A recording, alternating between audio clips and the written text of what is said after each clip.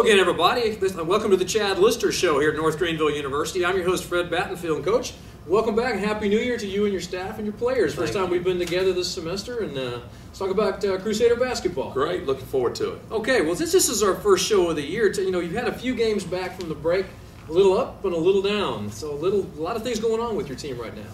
We are. This is a team that Fred is still trying to find an identity. We're awfully young. We're certainly not using that as an excuse, but when you only have really one upperclassman with one junior, no seniors on the team, you're still playing with a lot of young, new faces that are still getting used to playing with each other. So as we start feeling each other out and getting more experience on the court and every day in practice, I think you'll see improvement by the end of the year, and certainly that's when you want to play your best basketball is down the stretch. Well, you've seen a couple of players step up. Every once in a while, Zach Babbitt will have a double figures game, and then somebody else like Kyler Vitko, who you know is going to be pretty consistent. One of those guys will step up, but you haven't seen that consistency just quite yet. Absolutely. It's been a different name every night as far as leading us in scoring or other categories, and we're looking for that core group of guys that are going to take leadership roles and that we can depend on every night. But as you mentioned, Zach Babbitt has come on, and he's a sophomore from Greenville that has tremendous potential and has had a couple of scoring games in the 20s, and then he'll go 1 for 11. So again, working on consistency with Zach and some other players, it'll come around. What's your team been working on in practice lately to try to improve on the most?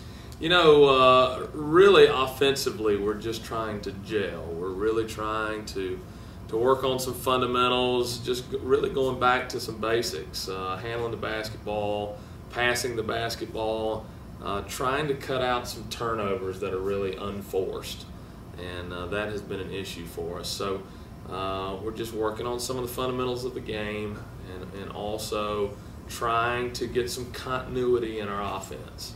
And I think some guys on our team are overthinking, and we're trying to allow them to react a little more to what's happening on the floor than having to think too much. So just go out and play basketball. Absolutely, that would help. Well, one consistent thing that you've had is freshman center Paul Harrison from Alpharetta, Georgia. Paul has really played some really good basketball. He's had a number of double-doubles lately, scored in double figures, and he's really been very active under the basket for you. He's done a great job for us. We knew that he would. Paul's going to be a tremendous player for us. Paul's biggest problem is that he's a gentle giant, and we really need to get him a little more physical on the blocks, and he's working towards that and understands his role. Playing the post, not only on the defensive end, but scoring on the offensive end. And it's starting to click. And when it does, he's really going to be tough to handle here for a long time. He's a lot more active, he seems like, under the basket. He's lost a little weight, too. He's a little bit better shape. He's really been very aggressive under the basket in the last couple of games that we've seen. Absolutely. He's trimmed down, and certainly Coach Brandon Rosser does a really nice job with our guys as far as weights and conditioning. And Paul continues to work hard in the weight room and understands his need to be able to get up down the floor and play a physical game. So he's working hard in that regard, and I think we're seeing that's paying dividends. Yeah, because it's kind of the key to your whole offensive scheme is having Paul inside. It keeps your outside game open, because a lot of your guards have had some pretty good game shooting as well. No question, and we've talked about recently that we've got to get the ball down on the block to Paul and to Kyler Vitko, and establish our game inside, which is going to enable our shooters to get more open looks, and that has been an issue right now. We don't shoot the ball extremely well from the three, but a lot of it is because we're taking a lot of contested shots. So we need to use our inside strength to our advantage. Exactly. It seems like a couple of your opponents have had some pretty good guards of late. I've seen a couple of pretty good players that you've gone up against from a couple of your opponents. Absolutely. Unfortunately, Hayes Gymnasium is a place where we've seen many hot hands get going over the years.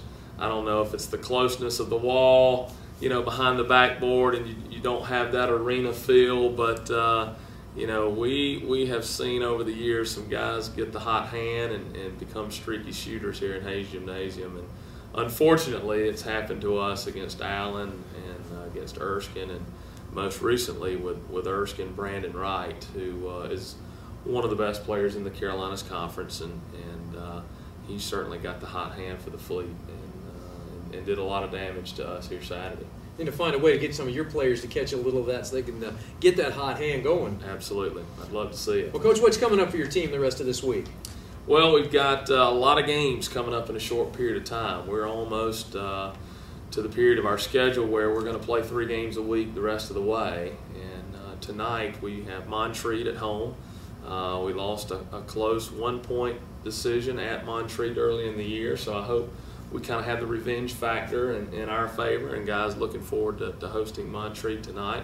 We travel to Morris College on Thursday and then back home against South Atlantic Conference member Brevard on Saturday afternoon. That's always a big game for the Crusaders. Absolutely. It's really a bit of a rivalry that we've created with Brevard, and Mike Jones is the coach there, is a friend of mine and does a great job, and it's become a really good game for both teams. Well, it's kind of a wake-up call for Crusader fans to come out and see this basketball out at Hayes Gym. If you can't make it to Hayes Gym, you can check out the action on our website, www.ngcrusaders.com, or catch it on 95.5 FM The Vibe with NGU student James Thurn and his father handling the announcing duties.